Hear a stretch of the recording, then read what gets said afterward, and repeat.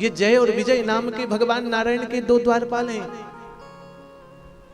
सनत कुमारों को जैसे ही ब्रह्मा जी ने प्रकट किया तो सनत कुमार चले गए वैकुंठ में भगवान का दर्शन करने के लिए। और जब भगवान का दर्शन करने गए तो जय विजय ने देखा ये छोटे छोटे 5 साल के बालक हैं,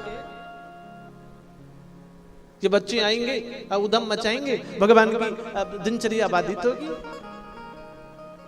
दिखते 5 साल के लेकिन सबके आदि पुरुष हैं, वो आदि पूर्वज हैं। रोक दिया, नहीं नहीं देखो भगवान तो विश्राम में बाद में आना। सनत कुमार थोड़ी देर बाद, समय बीतने कुछ पल बीतने के बाद फिर पहुंचे। अब भगवान का दर्शन हो जाए।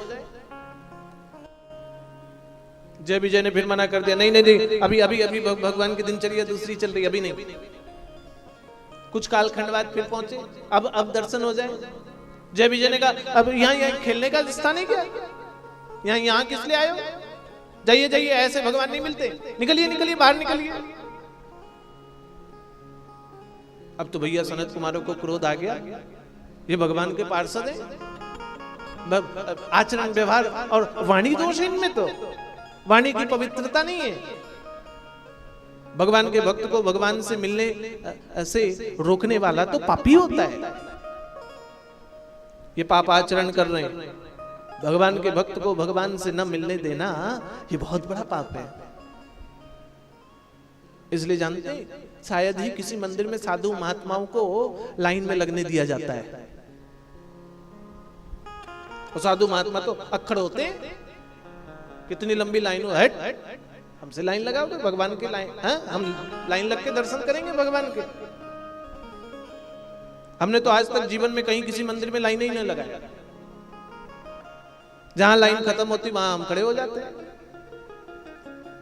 हाँ, मंदिर की मर्यादा भाई, गर्भगृह में रुकने प्रवेश यदि मना किया गया, हाँ तो वहां नहीं जाएंगे।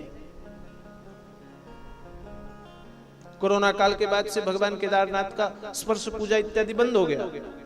प्रातः काल 20-25 लोग सुबह 4 बजे केवल अभिषेक करते हैं, अन्यथा नहीं।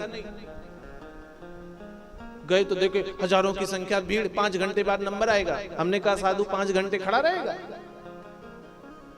जिधर से लोग निकल रहे थे घुस गए। बोले महाराज अंदर प्रवेश नहीं। हम बोले हम भगवान शिव के अवतार हैं, सन्यासी तो शिव अवतार, हमें रोकोगे? भस्म कर देंगे यही अभी। चले गए भीतर, भगवान का अभिषेक पूजन किया बढ़िया आनंद के साथ, हर हर महादेव किया, आ गए वापस। पशुपतिनाथ चले गए, एक बार उन्होंने रोक दिया, महाराज देखो लाइन, हम लोग साधु लाइन लगता है, काय का लाइन? सनत कुमारों को दर्शन से रोक दिया। सनत कुमारों ने कहा भगवान के दर्शन से भगवान के भक्त को वंचित करना बड़ा पाप है, और ये पाप तो राक्षस ही कर सकते हैं। इसलिए जाओ, हम तुम्हें श्राप देते हैं, राक्षस कुल में तुम्हारा जन्म होगा, मृत्यु लोक तुम पहुंच जाओगे। भगवान प्रकट हो गए, ये हमारे पार्षद हैं, हमारे ये अंगरक्षक सेवादार हैं। ऐसा पाप देना उचित नहीं, श्राप देना उचित नहीं है। आप ऋषि हैं, ऋषि कुमार हैं, और ये भी सत्य है कि साधु महात्माओं को क्रोध करना श्रेष्ठ नहीं है, और श्राप तो देखो देना ही नहीं चाहिए। चूंकि संन्यास लेने के समय साधु वेश धारण करने वाला वो महात्मा संकल्प लेता है कि आज से सभी जीवों को अभय दान देता हूं, और जब अभय दान दे दिया तो फिर द्वेष दंभ किस बात का रह गया। यद्यपि मान मर्यादा की दृष्टि से कई बार क्रोध दिखाना पड़ता है, लेकिन साधु जीवन तो क्रोध रहित होना चाहिए। साधु केवल भेष से नहीं हो, साधु केवल वस्त्र से नहीं हो, साधु आचरण से भी होना चाहिए, साधु व्यवहार से होना चाहिए, साधु वाणी से होना चाहिए, साधु का उठना बैठना चलना फिरना श्रेष्ठ होना चाहिए। एक और बात, महात्मा कहते सांप और साधु की दिनचर्या किसी को पता नहीं चलनी चाहिए। क्यों? क्योंकि सांप की दिनचर्या पता चल जाए तो आदमी मार देगा।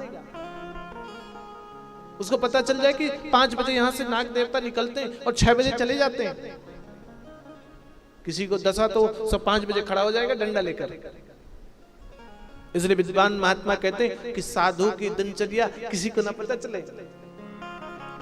सांप और साधु की दिनचर्या तो पता ही नहीं होनी चाहिए, और साधु का जीवन तो सर्प जैसा होना चाहिए।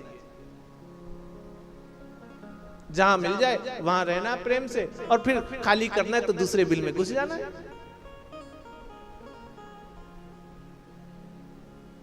भगवान ने कहा आप इन्हें आशीर्वाद प्रदान करें।